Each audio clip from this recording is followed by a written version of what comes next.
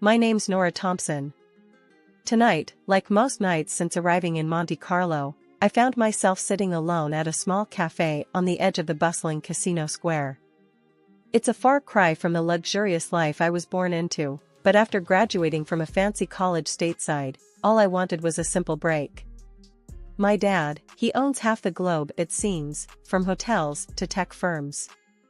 I use my mom's last name, though, to keep things real, to keep the vultures at bay. The night was cooling off when he walked in.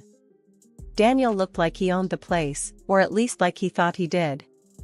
Swaggering over with a confidence that I guess comes from wearing a suit that costs more than most people's rent, he pulled out the chair opposite me without asking. "Mind if I sit?" he finally said after already sitting down. His smile was all charm, probably practiced. "Looks like you're already sitting," I replied, barely looking up from my coffee. He chuckled, the sound a bit too smooth. "I'm Daniel. And you are?" "Nora," I said curtly, giving him a quick once-over. Not my usual type, too polished, but admittedly, good-looking. "So, Nora, what brings a girl like you to a pricey haunt like this all by yourself?" His tone had a touch of a tease, and I wasn't sure if I was amused or annoyed. "Just enjoying my coffee," I answered, keeping it vague. "What's your excuse?" I could say business, but I'd be lying tonight. "Let's just say I'm scouting for something interesting, and looks like I might have found it," he said, his gaze steady on me. I raised an eyebrow. "Hope the coffee lives up to your expectations then." Daniel laughed. "Something tells me it's already exceeded them." I wasn't here to make friends, definitely not looking for a fling. "Look, I'm not one of those girls who fall for lines, if that's what you're aiming for. And I'm certainly not interested in whatever game you're playing." "Who says I'm playing a game?" he asked, his voice lowering slightly. "Experience," I replied. "You sit down, uninvited, start with a line, expect what? A phone number? A date?" He leaned back, looking genuinely amused now. "You're tough. I like that. Not looking for a number, just conversation. But if it's too much, say the word, and I'll vanish." I considered him for a moment. Monte Carlo was beautiful, but lonely. Maybe a little chat wouldn't hurt. "Conversation is fine. But keep it light." We talked for a while, the conversation surprisingly easy. He didn't press for personal details, and I didn't offer any. As the night grew deeper, I realized that despite my initial reservations, I was actually enjoying the chat. Daniel wasn't like the typical guys who often tried to impress me with their wallets or connections. He had an air about him that suggested he was used to the finer things, but wasn't defined by them. Eventually, the evening cooled down, and it was time to go. "Well, Daniel, this was unexpectedly pleasant," I said as I stood to leave. "Surprised yourself, huh?" he asked with a grin. "Maybe just a bit. Good night, Daniel." As I walked back to my apartment, his words echoed slightly in my mind. Monte Carlo was indeed full of surprises, and perhaps, just perhaps, I'd stumbled upon one tonight. After that first encounter with Daniel, the nights in Monte Carlo seemed a bit less solitary. He had a knack for popping up wherever I was, whether I was checking out the local markets during the day or having a late dinner by myself. His persistence wasn't annoying, surprisingly, it was quite the opposite. Maybe because he wasn't pushy, he just seemed genuinely interested in being around me. One breezy evening, as I was watching the sun dip below the horizon, he walked over, 2 coffees in hand, and sat down beside me without a word. "Assuming I wanted coffee?" I teased, raising an eyebrow. He handed me a cup. "If I'm wrong, I'll drink both." "Good guess then," I said, accepting the coffee. We sat in silence for a bit, the sound of the waves filling the quiet moments. "You never told me what you do back in the States," Daniel finally broke the silence. "Didn't think it mattered," I shrugged. "I work. Right now, I'm just enjoying not working." "Fair enough," he chuckled. "Everyone's got a story, though. Don't you think?" Over the next few days, we fell into an easy routine. Daniel showed me parts of Monte Carlo I hadn't explored yet. We talked about everything and nothing, movies, books, our favorite foods.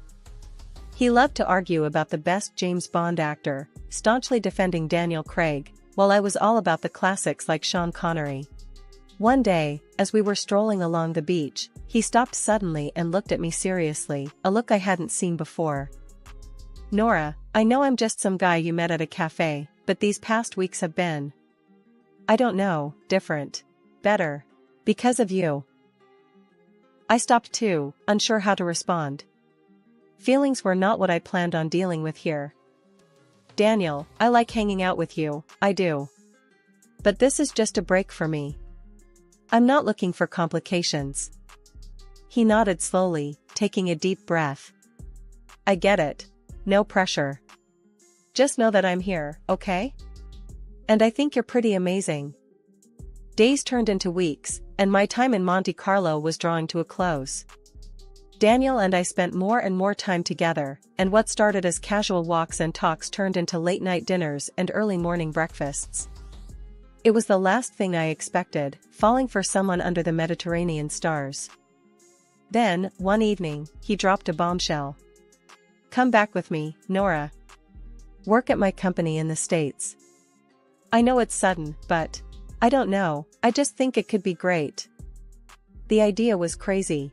Completely insane. And yet, part of me was tempted. Tempted by the adventure, by the idea of taking this whatever it was and seeing where it could go. Moving back to the States felt like stepping into an alternate universe. Daniel's offer wasn't just a job, it was an invitation into his life, and suddenly, I was living in an ordinary apartment in an ordinary part of town, playing the role of an ordinary girl who'd lucked out. My father, however, had different ideas about ordinary. He showed up unannounced one afternoon, just as I was unpacking my last box. His booming laugh filled my small living room as he stood in the doorway, towering and larger than life. "Nora. Hiding out in plain sight, huh?" He chuckled, giving me a big hug that almost crushed my ribs. "So, tell me about this decision. This guy must be something special for you to up and move like this." His tone was light, but I could tell he was probing, doing his fatherly duty, to sniff out any trouble. I sighed, sitting down on the couch. "His name's Daniel. He's different, Dad. He doesn't know about all this," I said, waving vaguely around, implying the wealth and the complicated strings that came with it. Dad sat down next to me, his expression serious now. "Nora, you know you can't keep that a secret forever. If he's going to be part of your life, he should know who you are." "I know, Dad. I want to be sure about him before I complicate things. Thanks for looking out for me, though." He ruffled my hair like he used to when I was a kid. "Always, kiddo. Just remember, if you need anything, I'm just a call away. And I've got eyes everywhere," he added with a wink.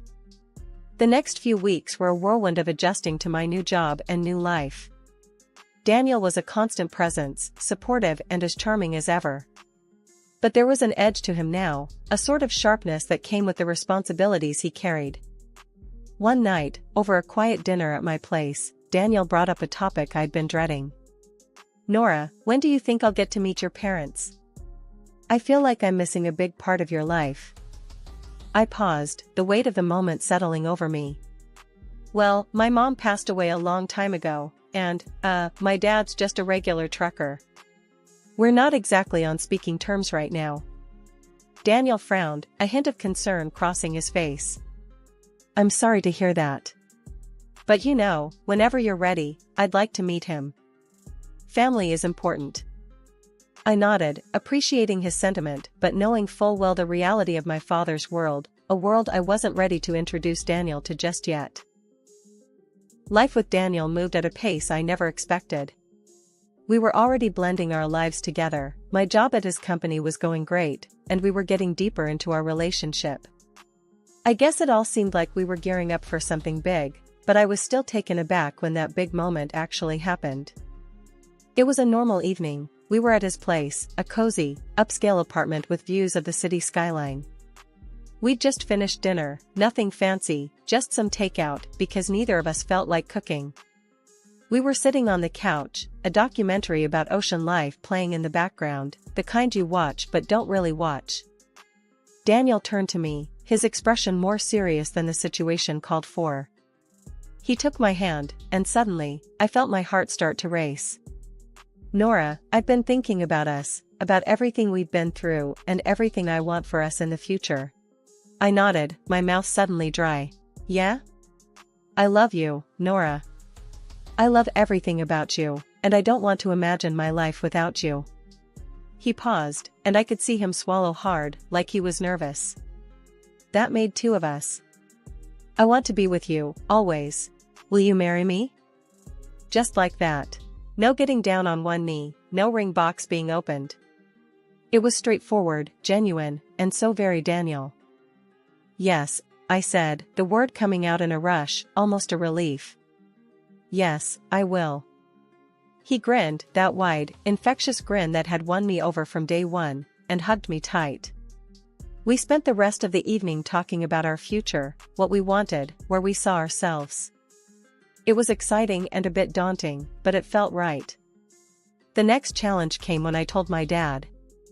I expected him to be happy, but his response was lukewarm at best. "Nora, you know I want nothing but your happiness, but are you sure about this? It's all happening so fast," he said, his voice heavy with concern. "I'm sure, Dad. He's a great guy. You'll see." I tried to sound more confident than I felt. He sighed. "All right, but promise me you'll sign a prenup. Just to be safe." The word prenup didn't scare me. It was just another part of the modern marriage package, especially with someone who had as much to lose as I did, even if Daniel didn't know the full extent of it. "Of course, Dad. We'll handle it," I assured him. "That's good then. And Nora, I won't be at the wedding. I don't want to spoil your story about being a simple girl." Then came the introduction to Daniel's mother. Her reception was icy from the start. During dinner at their family home, she scrutinized me with a look that chilled the room. "Daniel, are you sure about this girl? She doesn't seem like a fit for our family," she remarked bluntly. Daniel tried to smooth things over, but his mother was relentless. "A prenuptial agreement is non-negotiable," she insisted. I agreed without hesitation, knowing it would ease some tension. "Absolutely, I wouldn't have it any other way," I said as we later formalized the terms with a lawyer present. Despite these hurdles, our wedding in the Maldives was breathtaking. Standing beside Daniel, with the ocean whispering behind us and the sand beneath our feet, I felt a surge of hope. It was just us, our love, and a future we were ready to shape together, despite the rocky start with family expectations. Married life started off better than I could have hoped.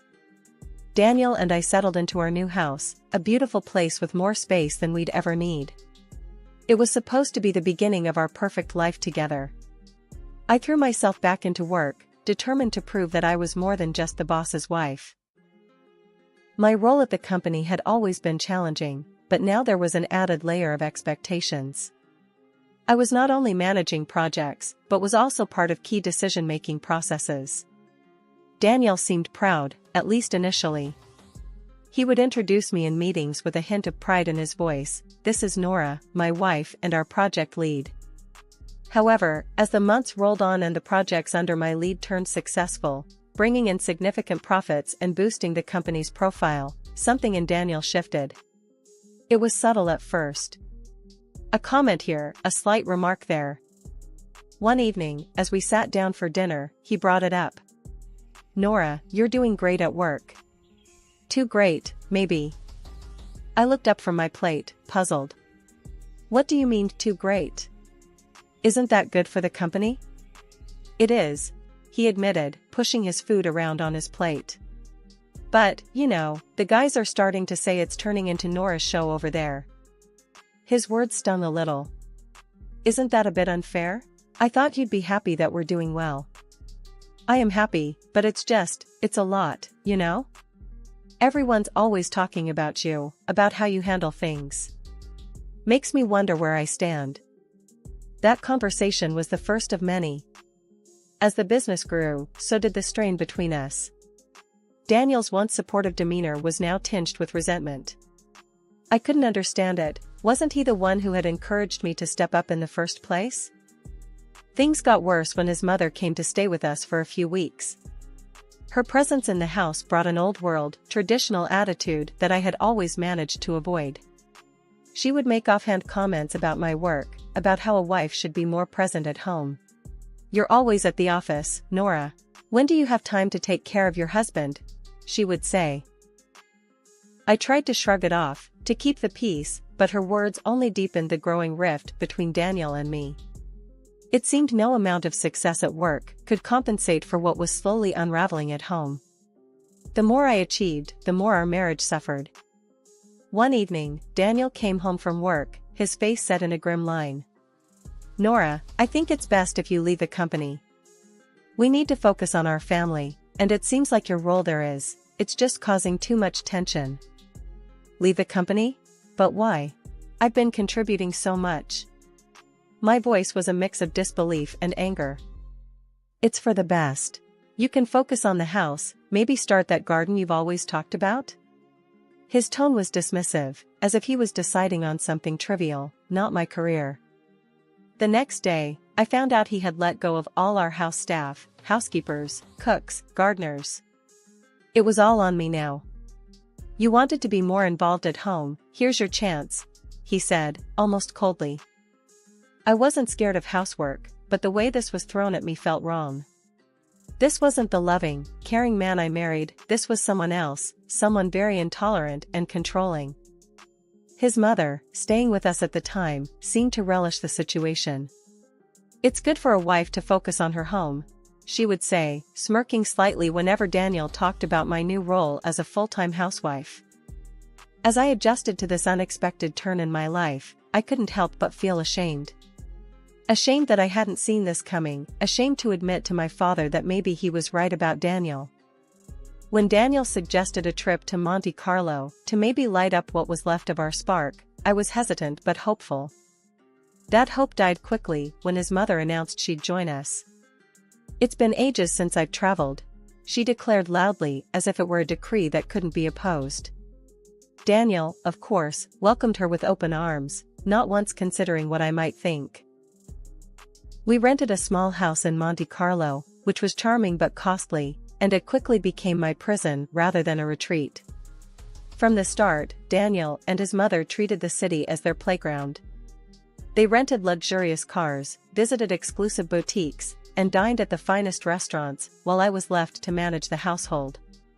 They demanded home-cooked meals, turning me into nothing more than a servant in a holiday home, cooking and cleaning after them as they gallivanted around the city. As days passed, Daniel's mother digs grew sharper, her tone more venomous. "Really, Nora, living at someone else's expense must be quite the life, huh?" she'd sneer, her words a slap disguised in a smirk. Daniel never defended me. Instead, he laughed. His laughter was a betrayal each time, echoing around the cold walls of our temporary home. I felt isolated, the city's sparkle muted by the shadow of their disdain. One evening, we passed a grand old-style hotel, its facade a reminder of a world of elegance and respect. Daniel's mother, her voice dripping with envy, remarked, "Lucky billionaire Heiress. Imagine owning such a hotel, ruling over a palace like that." That night, at a restaurant overlooking the sea, the last vestige of my patience crumbled. As we sat down, she waved the waiter over with an imperious flick of her wrist. "For Nora, the cheapest dish will do. No need to spoil her with extravagances she doesn't deserve," she declared loudly enough for nearby tables to hear. Daniel's response was a chuckle, his agreement coming not just from his mouth, but from the dismissive flip of his hand. "Good call, Mom. Let's not go overboard."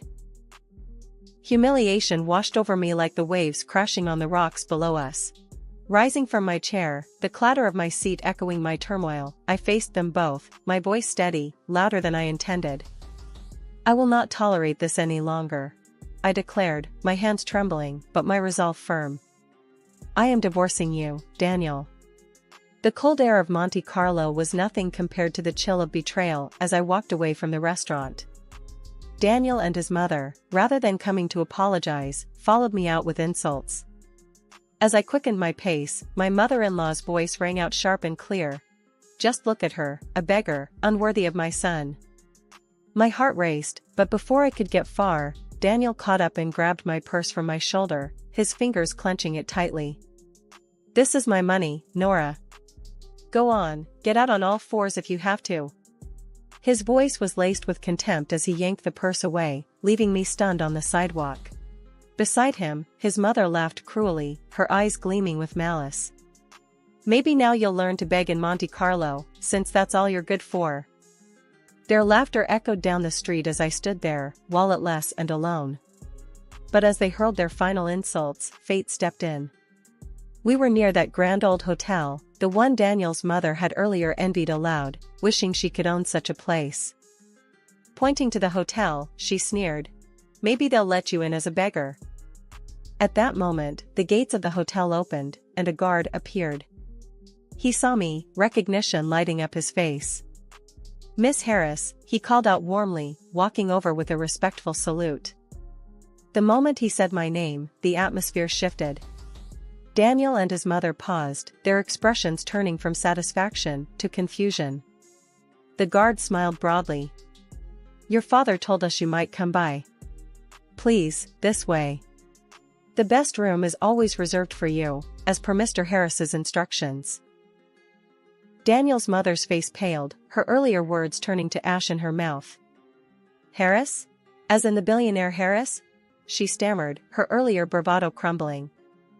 Ignoring them both, I walked towards the guard, my posture straightening.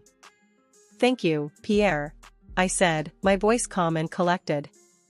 Inside, I felt a mix of relief and vindication. Behind me, Daniel's pleas began, his tone desperate. "Nora, please, I didn't mean." His mother, not to be outdone, shouted past her son. "Perhaps we could come in for a drink, at least?" I didn't look back.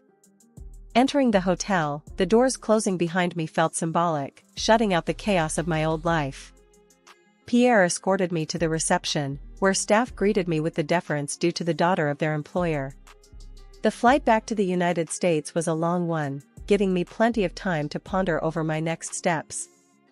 By the time I landed, my resolve had hardened like the city sidewalks, ready to be trodden upon, but unyielding to the pressure. The following day, I found myself in the office of a reputable lawyer, papers spread out before me like a battle map. "During your tenure at the company, it appears your husband failed to pay you bonuses owed for the multi-million-dollar deals you closed," the lawyer pointed out, his tone a mix of surprise and indignation. "That sounds about right," I sighed, my mind racing through the countless hours I'd poured into that company, the success I had driven. "We're suing for $3 million. The courtroom was cold and sterile, a stark contrast to the heated glares Daniel shot across the room. As he stood there, fumbling through his defense, the man I once loved looked nothing short of pathetic. When the verdict came, a resounding victory awarding me $3 million, Daniel's face crumpled. Outside the courthouse, he attempted one last plea. "Nora, everyone's laughing at me. I messed up. Can we start over?" His words could have tugged at my heartstrings once, but that time had passed. "You only miss the money, Daniel. Maybe listen less to your mother next time," I said, the edge in my voice cutting through the crisp air. I turned and walked away, the sound of my heels against the pavement marking the end of that chapter. Returning home, I faced my father. The air between us was thick with unspoken words until I broke the silence. "Dad, I should have listened to you." He wrapped me in a hug, his embrace warm and forgiving. "You had to learn on your own. Now you know, and knowing is half the battle." We talked late into the night, about life, mistakes, and new beginnings. His advice was a beacon as I navigated through my thoughts of the future. Inspired by our conversation, I began laying the groundwork for my next venture.